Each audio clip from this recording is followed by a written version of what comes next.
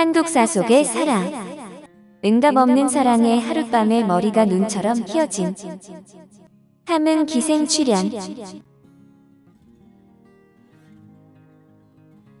얼마나 먼 길을 온 것인지 희고 뽀얀 얼굴에는 뗏물이 흐르고 입성은 남루하여 함흥에서 한양까지 모진 고생을 하며 왔다는 것을 알 수 있었습니다. 초가를 빌려 우선 출연을 쉬게 했으나 서명빈의 가슴은 찢어지는 것 같았는데 아버지는 영의정을 지낸 서종태이고 형은 좌의정을 지낸 서명빈입니다. 쟁쟁한 가문의 신진사대부라 전도가 양양하지만 엄중한 부친과 형 때문에 천리길을 멀다 하지 않고 눈보라 속에서 달려온 출연을 집으로 데려갈 수 없었습니다. 그들은 도둑질을 하듯이 성 밖의 초가에서 만났는데 출연은 그리운 사람을 만나 눈물이 비오듯이 흐르고 있었습니다. 출연은 울음을 참기 위해 입술을 깨물고 있는데 서명빈이 손을 뻗어 잡으려고 하자 화들짝 놀라 몸을 움찔했습니다. 첩이 먼 길을 오느라고 입성이며 몸이 더러워 귀하신 서방님의 손을 더럽힐 수가 없습니다. 공연한 소리다. 서명빈은 출연의 손을 와락 끌어당겨 가슴에 안았고 출연도 사랑하는 남자의 품에 안겨서 울음을 터뜨렸습니다. 출연의 절절한 이별곡. 서명빈은 숙종 18년인 1692년에 태어나 경종 3년인 1723년에 급제하여 1727년 부평사에 임명되어 함흥으로 부임했습니다. 부평사는 정육품직으로 절도사를 도와 군사의 재반 업무를 지휘 감독하는 것이 주된 업무였는데 그는 부평사로 부임한 지 얼마 되지 않아 함흥 기생 출연을 만났습니다. 출연은 당나라 시인 설도에 비견될 정도로 문장이 뛰어난 여인으로 한양의 명문 거족의 귀공자인 서명빈과 출연은 만나자마자 사랑에 빠졌습니다. 서명빈과 출연은 장래를 약속하고 열렬한 사랑을 나누었으나 서명빈이 임기가 끝나 한양으로 돌아가게 되자 상황이 달라집니다. 서방님이 가시면 저는 어떻게 해요? 네, 반드시 너를 데려갈 것이다. 정녕 저를 데려가시렵니까? 출연은 묻고 또 물은 뒤에 서명빈을 한양으로 떠나보냈으나 한양으로 떠난 서명빈은 출연을 데려가지도 않고 소식도 없었습니다. 출연은 서명빈도 달콤한 말을 귓전에 속삭이고 떠나간 무사내에 지나지 않아 야속했는데 하루에도 몇 번씩 한양을 바라보던 출연은 서명빈에게 그리운 마음을 하소연하는 시를 써서 보냈습니다. 그리운 마음으로 하룻밤에 머리가 눈처럼 휘었는데 가을 창에는 달이 가득하여 애간장이 끊어집니다. 얼마나 그립고 보고 싶으면 하룻밤에 머리가 하얗게 새는지 출연의 시는 과장법을 사용해 지어졌다고 해도 사랑하는 이를 그리워하는 심사가 절절하게 묻어 있었습니다. 흰 머리털이 3000길, 연수사계장, 불지명경리, 하차득 추상. 시름 때문에 이렇게 길어진 것인가. 알지 못했네 밝은 거울 속의 모습. 어디서 가을서리를 얻어왔는가. 하룻밤에 머리가 새어진다는 말은 이백의 축보가에서 나오는 말이지만 춘추 전국시대의 영웅 오자서의 고사에서 비롯되었습니다. 오자서는 자신을 죽이려는 초나라 사람들을 피해 소현산에 이르렀는데 소현산에는 소관이라는 관문이 있었고 노나라의 호당으로 통하는 요새였습니다. 초나라에서는 지세가 험한 소현산에 관문을 설치하고 군사를 두어 지키고 있어 소관 아래에 이른 오자서는 걱정이 되었습니다. 신의 편작의 제자인 동고공의 집에 머물면서 소관을 넘을 생각을 하자 잠이 오지 않아 전전반측하면서 밤을 꼬박 새웠는데 이튿날 아침에 동고공이 문을 열어보니 오자서의 머리가 하얗게 변해 있었습니다.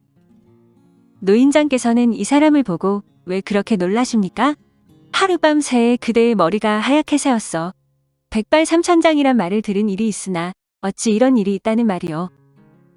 오자서는 동고공의 말이 믿어지지 않아 석경을 들여다보니 정말 그의 머리가 하룻밤 새에 백발이 되어 있어 오자서는 거울을 팽개치고 대성통곡을 했는데 백발삼천장이란 근심이 쌓여 머리가 하얗게 새는 것을 말합니다.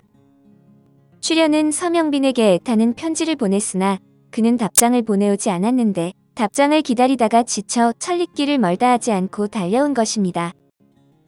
그러나 서명빈의 집으로 들어갈 수 없는 출연은 울면서 함흥으로 돌아가지 않을 수 없었는데 서명빈은 출연을 함흥으로 떠나보내면서 다시 한번 거짓 약속을 합니다.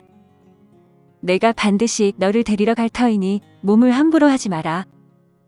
지키지 않을 약속이지만 여자는 그 말을 천금처럼 믿는데 한양에서 함흥으로 돌아오는 길은 한없이 쓸쓸하고 비참했습니다.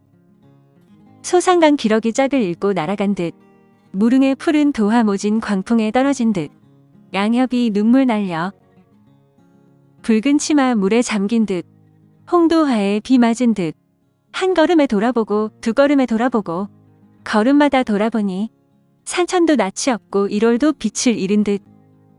기생과 사대부의 이별은 명천 기생이 노래한 군산 어뢰원가에 적나라하게 묘사되어 있는데 특히 기생의 입장에서 이별의 슬픔을 생생하게 담아내 어떤 문학작품보다도 애절합니다.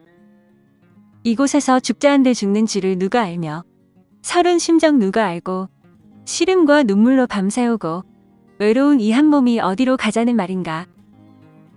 백설은 분분하고 낙엽은 만산인데 남북이 분간 없고 산도 설고 물도 서른데 갈 곳이 아득하여 오던 길 생각하니 함흥 기생 출연이 서명빈을 만나기 위해 한양으로 올라왔다가 내려간 일은 장안의 화제가 되었으며 많은 사대부들이 그녀의 애절한 사랑에 감동했습니다.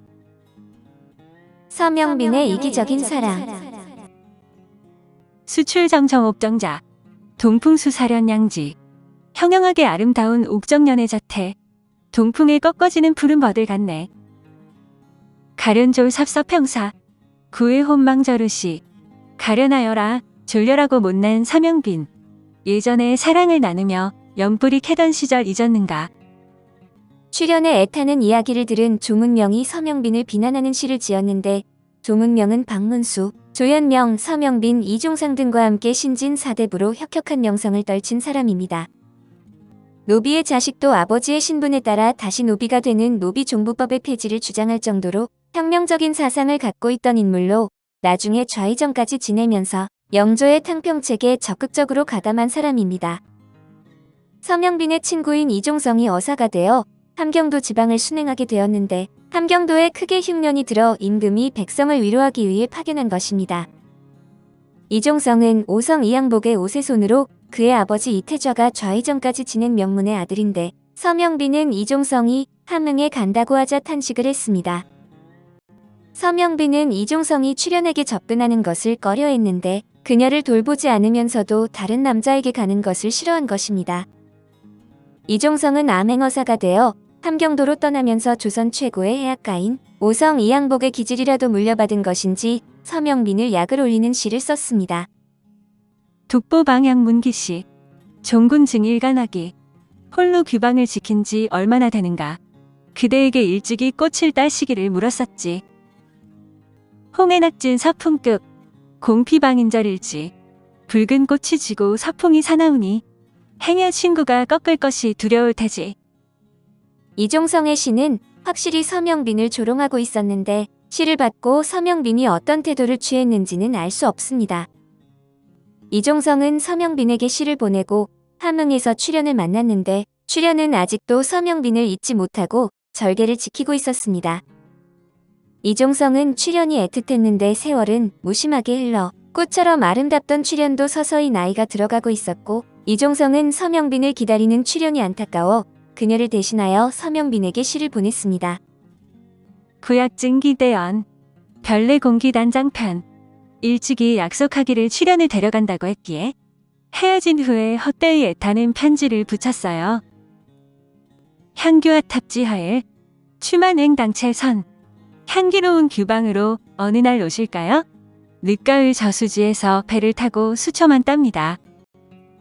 이종성의 시에는 서명빈을 사랑하는 출연의 심정이 잘 나타나 있는데 이종성에게 서명빈의 소식을 묻는 출연에게 이종성이 어떤 대답을 해주었을지는 모릅니다.